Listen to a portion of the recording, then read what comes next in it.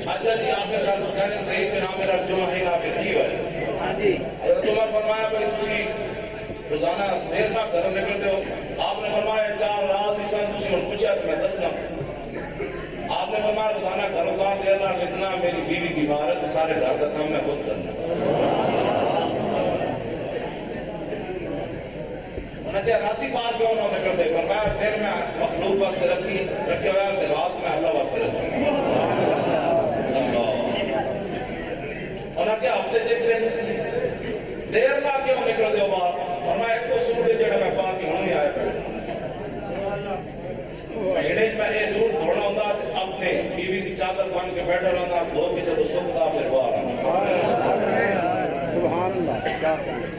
انہوں نے کہا تو مرگی کی بیماری فرمایا نہیں مرگی کی بیماری نہیں. انہوں نے کہا پھر بے ہوش کیوں ہوتے ہو فرمایا میں اس میں عادت کفر اسی جب حضرت خبیب بن عدینہ ظلم ہویا مکے ٹک ٹکی دے بن کے جب انہوں نے گوشت کٹیا گیا میں نے جب وہ خیال آنا تو میں بے ہوش ہو جاتا اتنا میں کہا اتنا ظلم آپ دے رہا بعد جو نے فرمایا ہوں جاؤ انہوں نے کہا ہون نہیں جانا. انہوں نے کہا دوبارہ کہو انہوں نے کہا نہیں ہون نہیں جانا. انہوں نے کہا فرمایا نہیں جانا پھر عمر بھی نہیں کرے گا. عمر کو تسی بسان واسطے رکھے جب آپ کا مثال ہو گیا نا حضرت سعید بن عامر الجمحی کا میں ان کی شام جب گیا نا خم سے داخل ہویا میں ان کو ٹھیک سی کہ میں نچڑ لگ گیا. میں کہا جی یہ وہ دھرتی ہے جیسے سعید بن عامر الجمحی کا رہی تھی.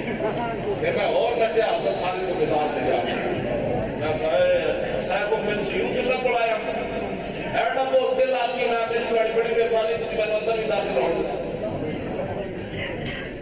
تو ٹھیک سی نہ بولتے پھر نچڑ تو مراد ہے کہ ڈانس کی تھا اپنے آپ سے پتہ نہیں رہ جاتا. جب آپ کا وصال ہویا نا حضرت سعید بن عامر الجمحی صحابہ بیٹھے حضرت عمر پوچھا تسی کی چاہتے ہو تسی سارے نے دسیا میں اے چاہنا میں رب کو اے چاہنا. صحابہ پوچھا تسی کی چاہتے ہو فرمایا میری کوئی دعا ہے میں نے سعید بن عامر الجمحی جناب ایک اور گورنر دے دے.